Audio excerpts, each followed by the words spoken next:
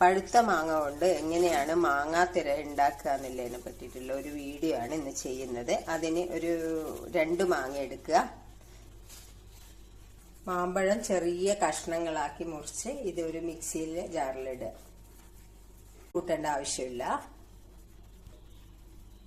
ഇതിലേക്ക് ഇത്തിരി ഉപ്പിടുക.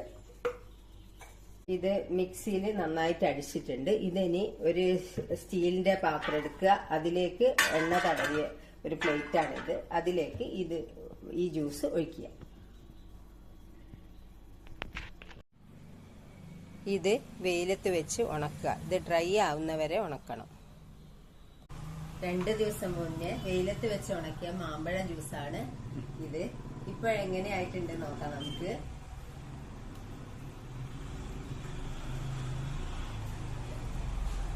ഇതുപോലെ നല്ല ഡ്രൈ ആയിട്ടുണ്ട്. നല്ല ടേസ്റ്റ് ആണ്.